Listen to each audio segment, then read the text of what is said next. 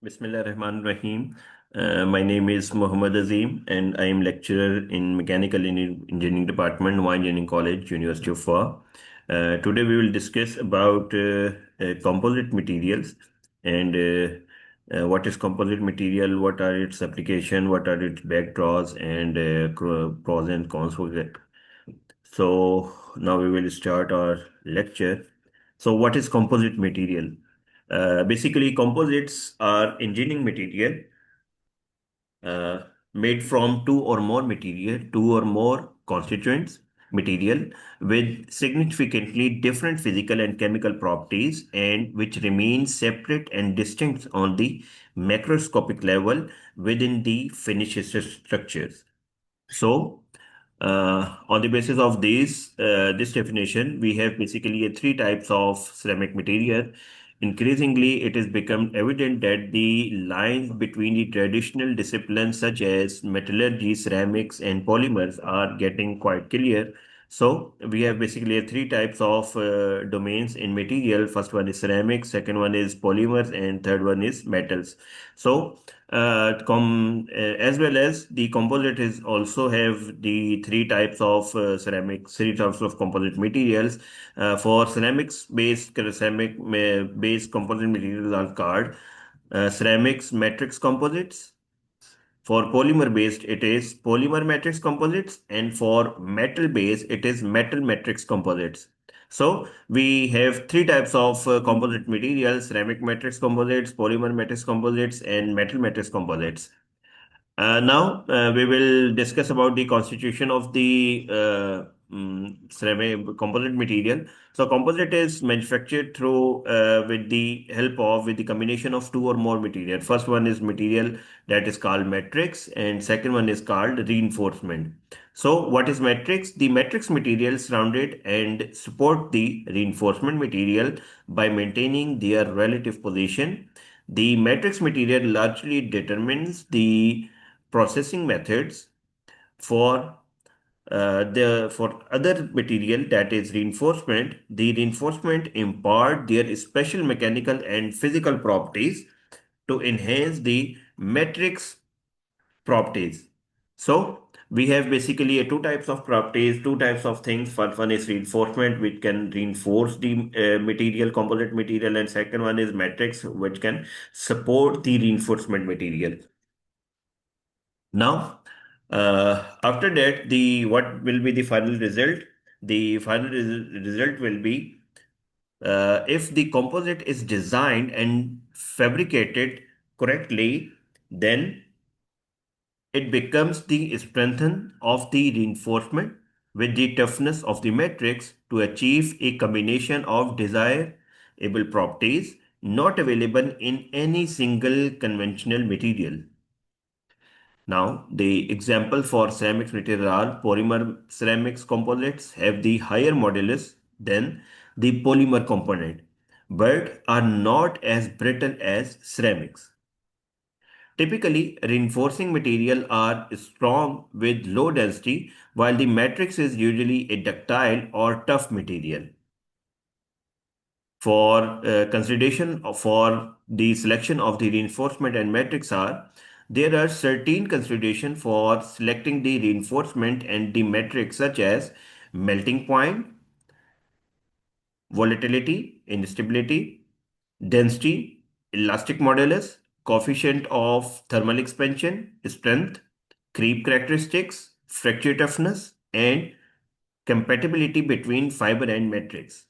So we have basically three types of compatibilities. The last consideration for the compatibility is divided into three further categories, as I have mentioned earlier. First one is called chemical component compatibility, second one is called thermal compatibility, and third one is called compatibility with the environment. And if we are talking about the reinforcement types, then we have basically four types of reinforcement. Reinforcing phase is in the form of fibers, in the form of whiskers, in the form of sheets, and in the form of particles, and is embedded in the other materials, the matrix phase. So these are the examples. Composites, according to the types of reinforcement, is for this one is A type is basically a particle reinforcement. The B type is basically a viscous reinforcement. The C type is basically a continuous fiber reinforcement, and fourth one is called laminated sheet composites. Now, we have this lead to either addition of the properties. For examples, we have a glass. When we add a polyester with the glass have a strength and the polyester has a chemical resistance. When we add both materials, then we get the glass reinforced polymer, which have strength and chemical resistance, which is a unique property. So when we add the glass and polyester, then we get the glass reinforced polymers and which have the some unique properties. For example, glass is a brittle material, polyester is also a brittle material, but when we are talking about the glass reinforced polymer, that is a tough material.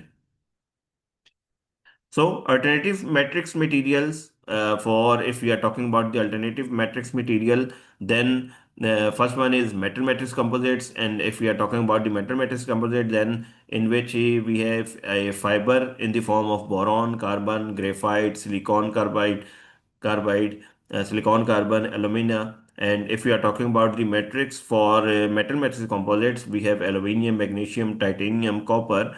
And if we are talking about the fibers, improve fibers that can improve the high temperature creep and thermal expansion. And if we are talking about the polymer matrix composites, then polymer matrix composites, we have two types. First one is thermoplastics polymers, and second one is thermosets polymers. The difference between the thermoplastic and thermosets polymers are they are tough. Thermoplastics are tough, high melting viscosity, and recyclable. Whereas the thermosets are brittle, low viscosity before cure, and not recycled. And if we are talking about the ceramic matrix composites, and in ceramic matrix composite, fibers are in the form of silicon carbide, alumina, silicon nitride, and matrix are in in the form of silicon carbide, alumina, glass ceramics, silicon nitride, etc. And in this case, the fibers improve the toughness of the material. And now we will talking about the why are composites used in engineering. So the first advantage is the weight saving. The composite is basically high strength to weight ratio, so that we are using or preferring to use composite material. Second one is high corrosion resistance. Third one is high toughness and high tensile strength at elevated temperatures. And fourth one is better fatigue properties. Fifth one is manufacturing advantages, say that complex geometries, low cost tooling. And next one is design freedom, in which we have continuous property spectrum and anisotropic properties. And the next one is last but not the least, that is the ease of repair. So, if we are talking about the strength of the composites, then we have already discussed that the strength of the composite is greater or enhanced as compared to its parents' materials. So, the strength of the composite depend primarily on the amount, arrangement, and type of fibers or particle reinforced in the resin. So typically, the higher the reinforcement content, the greater the strength. In some cases, glass fibers are combined with other fibers such as carbon or aramid composites that combines the properties of more than one reinforcing materials. And for particle reinforcement, particles used for reinforcing including uh, ceramic material like silicon carbide and glass particles, the metal particles such as alumina powder, or polymers and carbon. And the rule of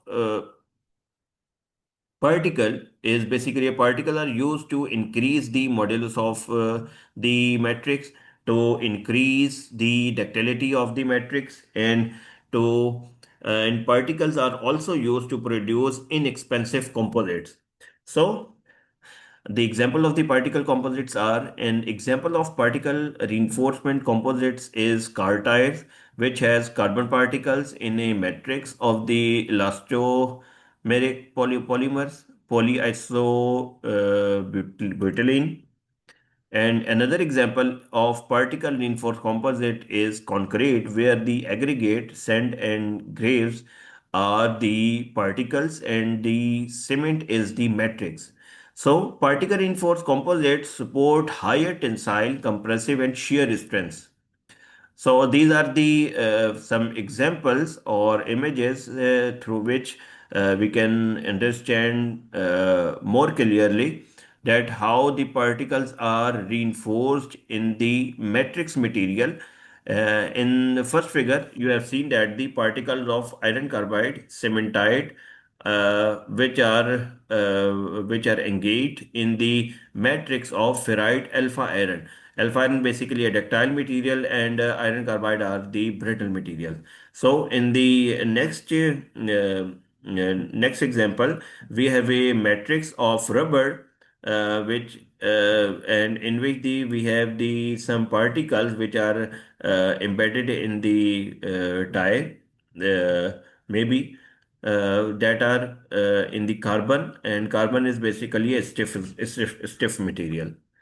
So the second one is fiber reinforced composite. Reinforcing the fiber can be made of metal, ceramics, glass, or polymer graphite or carbon fiber. Fiber increase the modulus of the matrix material. The particle practically any material, polymers, metal, glass, or ceramics can be transformed into the fiber form. An important attributes of fine fiber is their flexibility. The high degree of flexibility is really a characteristics of the material having a low modulus and the small diameter. So the glass fibers, glasses are amorphous material show the phenomena of time-dependent strain called viscoelasticity above the glass transition temperature. TG, such materials show Newtonian viscosity. The stress is proportional to the strain rate. This property is exploited in the drying and fibers and sheet form.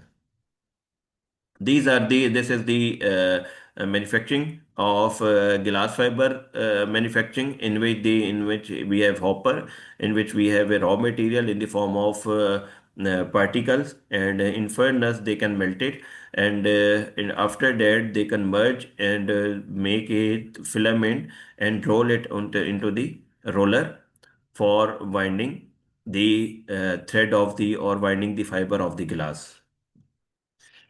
So this is our today's lecture. Hopefully, it makes some interest regarding the composite material or manufacturing of composite material.